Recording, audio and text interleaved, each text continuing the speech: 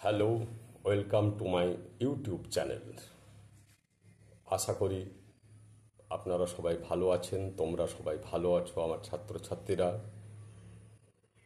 প্রথমে আমি সকলকে আমার অভিনন্দন জানাচ্ছি, অভিভাষণ জানাচ্ছি এবং হার্দিক প্রেম জানাচ্ছি।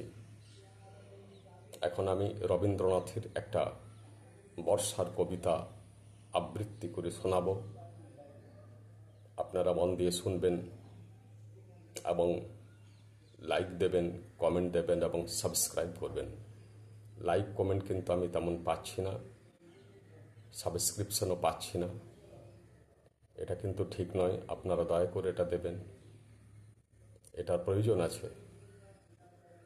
তাই অনুরোধ করছি আপনাদেরকে, আপনারা লাইক দেবেন, কমেন্ট দেবেন। এখন আমি রবীন্দ্রনাথের সেই বিখ্যাত বর্ষার কবিতা আপনাদের কাছে আবৃত্তি করে শোনাব। তার আগে আমি এটা জানাতে চাই যে রবীন্দ্রনাথের জীবনের সবচেয়ে প্রিয় ঋতু ছিল বর্ষাকাল।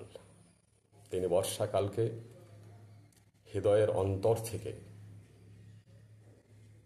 অনুভব করতেন, তাকে বুঝতে চাইতেন। বিশ্ব প্রকৃতির এই লীলা খেলাকে তিনি অন্তর থেকে বুঝতে চাইতেন। তাই তার মধ্যে থেকে আসত গান, কবিতার অজস্র ঝর্ণাধারা।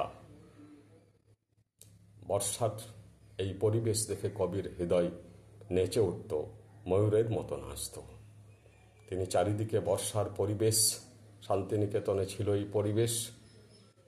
বর্ষা দেবী, এখানে বর্ষাকে একটা দেবী হিসাবে কল্পনা করেছেন কবি। তিনি আনন্দে আত্মহারা এবং কবিও আনন্দে আত্মহারা। এই বর্ষা প্রকৃতির মধ্যে যে প্রকৃতির কি অপরূপ সৌন্দর্য প্রকাশ পায় তা রবীন্দ্রনাথের গানে এবং কবিতায় সুন্দরভাবে পরিস্ফুট হয়েছে। রবীন্দ্রনাথের হৃদয় ময়ূরের মতো নেচে উঠত। বর্ষাকালে ময়ূর নাচে বনে, ময়ূর এই বর্ষার পরিবেশে মুগ্ধ হয়ে ওঠে। কবির অন্তরও সেরকম ময়ূরের মতো নৃত্য করতে শুরু করেছে। এখন কবিতাটা আবৃত্তি করছি। হৃদয় আমার নাচেরে আজিকে, ময়ূরের মতো নাচেরে, শতবর্ণের ভাব উচ্ছ্বাস কলাপের মতো করেছে বিকাশ। আকুল পরাণ আকাশে চাহিয়া উল্লাসে কারে যাচেরে।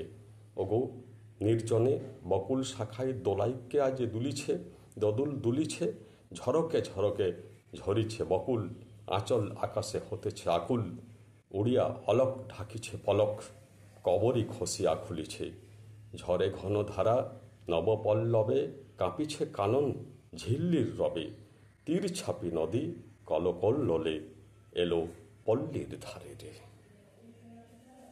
নমস্কার।